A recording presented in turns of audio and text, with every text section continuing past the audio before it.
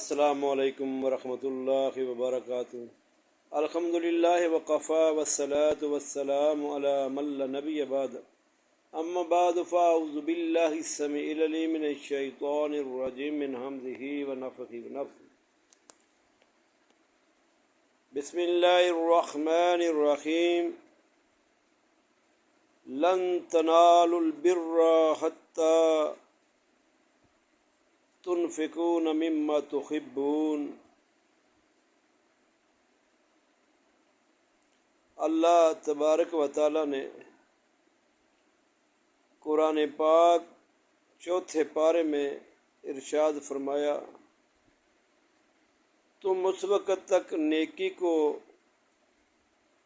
نہیں پہنچ سکتے جب تک تم اپنے اس مال میں سے اللہ کے راستے میں خرچ کرو جو مال تمہیں پسند ہے۔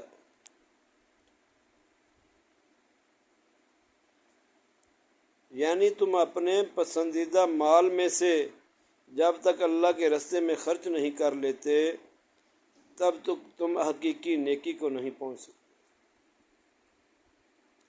نبی علیہ الصلوۃ والسلام نے فرمایا،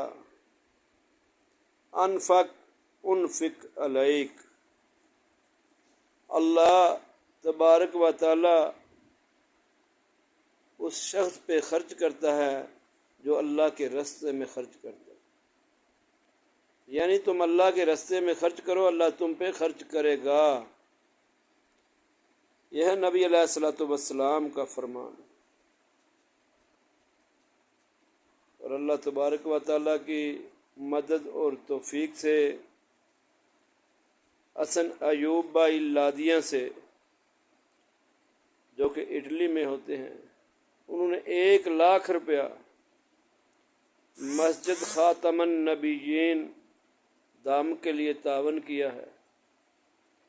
اللہ تبارک و تعالی ان کے اس تعاون کو قبول و منظور فرمائے، اور جن دوستوں نے ان کے ساتھ تعاون کیا، اللہ تبارک و تعالی ان سب کے لیے دنیا و آخرت کی بلائیاں عطا فرمائے۔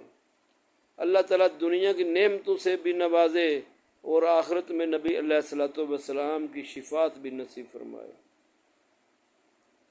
اللہ تبارک و تعالی ان کے اس عمل کو قبول و منظور فرمائے اور صدقہ جاریہ بنا دے۔ اللہ تعالی ہم سب کو توفیق دے کہ ہم اللہ کے راستے میں خرچ کریں، کیونکہ وہی مال ہمارا ہے جو ہم نے اللہ کے راستے میں خرچ کر لیا یا جو ہم نے اپنی جانوں پہ لگا لیا۔